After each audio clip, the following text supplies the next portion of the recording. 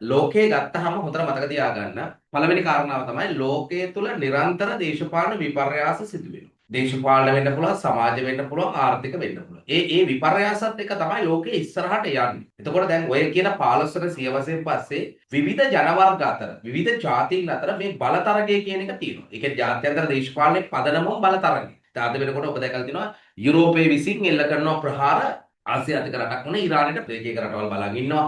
ඒක සමහර ආසියාතික රටවල් යුරෝපයේ පැත්ත ගන්නවා. එහෙම එක එක කතන්දරයක් කරනවා. මේ බල අරගලය මේක අද ඊයේ එකක් නෙමෙයි. මේක දැන් ඔය විවිධ දත්ත, ඒ කියන්නේ ෂණිකව තොරතුරු ලැබෙන හින්දා මේ යුද්ධය පිළිබඳව එක එක ඉඟි එන්න පටන් ගන්න. ෂණිකව එන්න පටන් ගන්න. අපි ඒවට ප්‍රතිචාර දක්වන්නේ. ඒතකොට දැන් අපි යුරෝපා දේශපාලනය ගත්තොත් නිරන්තරයෙන්ම යුද්ධ. ඒ කියන්නේ එදා ඉඳන් පුදුමාකාර යුද්ධ තොගයක් තිබුණා. කියන්නේ යුද්ධය විසින් රාජ්‍යත්, රාජ්‍ය විසින් යුද්ධයක් නිර්මාණය කළා කියන කාරණා. ඔය දේශපාලනය කියන්නේම යුද්ධයක්. ජාත්‍යන්තර දේශපාලනය කියන්නේම යුද්ධය හා සාමය පිළිබඳ ක්‍රියාවලිය. දැන් ඔය 15 වන සියවසෙන් පස්සේ විවිධ ජාතීන්, ඒ කියන්නේ තමන්ගේ පැවැත්ම සඳහා විවිධ දේවල් ගෙනෙනවා. ආසියාතික රටවල් වලට යනවා, අප්‍රිකානු රටවල් වලට යනවා, එතකොට ලතින් ඇමරිකන් රටවල් වලට යනවා. මේක තමයි දේශ ගවේෂණ. එක තරගයක්. විශේෂයෙන්ම අප්‍රිකාවට ගිහිල්ලා අප්‍රිකාව යටත් කරගන්න ගියාම ලොකු ප්‍රශ්න ගොඩක් ඇති වුණා. අවසානයේ පාප්තුමා පවා මැදිහත් වුණා මේ ප්‍රදේශ බෙදලා දෙන්න. හරිද? දේශ ගවේෂණය කරන ප්‍රදේශ බෙදලා දුන්නා රටවල් වලට. ඒ කියන්නේ මේ තරඟේ මේක යුද්ධ හැමතැනම ගහගන්න.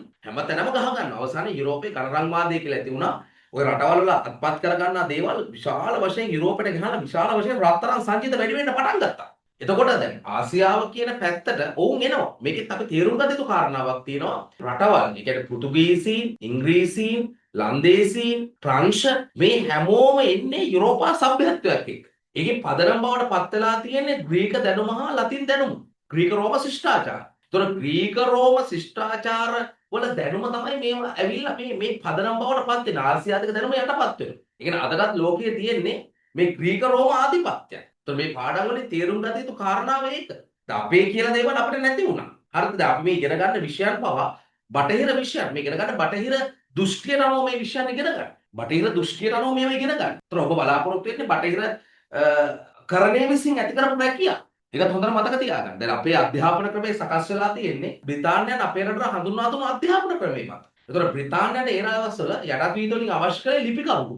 ලිපිකරුව බදවා ගැනීම අවශ්‍ය කරේ. ඒතර ලිපිකරුවන්ට සරණ අධ්‍යාපනයක් තමයි උන් සකස් කළේ. පැහැදිලි කියන කාරණා. නිසා මේක තමයි තියෙන ලස්සනම කතාව. ඒ කියන්නේ අපි මේක තේරුම් අරගන්න නැතිවීම.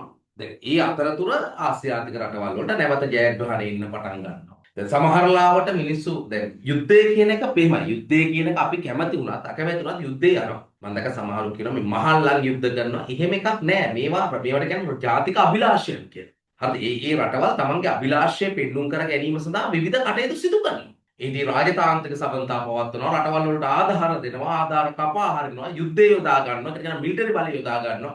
තමන්ගේ මතය තවත් කෙනෙක් මත පතිත කරනවා. ඕක නවත්තන්න බෑ. ඕක නිකන් දාර්ශනික ප්‍රකාශ විතරයි. මහල්ලෝ යුද්ධ කරනවා. අපිට ඒ රටවල් වල තියෙන පොදු අරමුණක් එළියට එන්නේ. ඒක මිනිස්සු විවිධාකාර මත දරන්න පුළුවන් නේ. නමුත් හැම වෙලාවෙම ඒගොල්ලෝ හැම වෙලාවෙම උත්සාහ කරනවා තමන්ගේ මතය කොහොමද යවන්නේ කියලා රටක් ඇතුලේ. තවත් රටක් මත පතිත කරන්න. තවත් රටක මනස පාලනය කරන්නේ කොහොමද?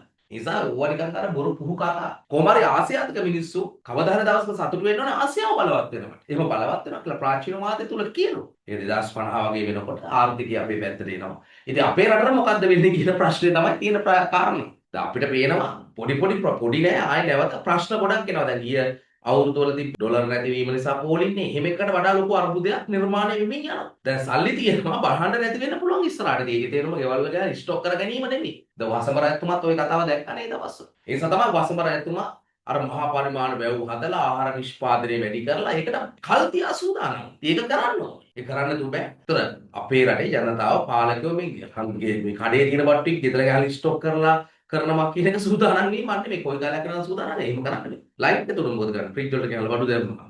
හාල් තියා ගන්න පුළුවන් මහලොක් කාලයක්. ඒක රටක් ජාතියක් විතර සූදානම් වෙන රටක් දිනු වෙනවා කියන්නේ ඒක. ඉතින් මේ ලෝක ප්‍රවණතා අවබෝධ කරගත යුතුයි. හරි ඒක තමයි මේ පාඩම් වල කියලා දෙන්නේ. පැහැදිලි කියන කාරණා. මේ ප්‍රවණතා පිළිබඳ මූලික අවබෝධයක් නැත්තම් වැඩක් නැහැ. කියන්නේ අපි රටක් විදිහට හැදෙන ඉස්සෙල්ලා අපිට තියෙන්න ඕන රට පිළිබඳ ආකල්පයක්. ලෝක දේශපාලන පිළිබඳ දැනුම. දැන් අද මට හිතෙන වෙලා තියෙන්නේ දැනුම වැඩි වෙලා තියෙන්නේ. ඒ කියන්නේ හැම තැනම එක එක නාලිකාවල එක එක දේවල් වලින් ගිහලා දැන් කුරුවල් වෙච්ච එකක් නෙදින් අවසානයේ ඔහි පිස්සු කෙල්ලෝ ඒක තමයි දැන් වෙලා.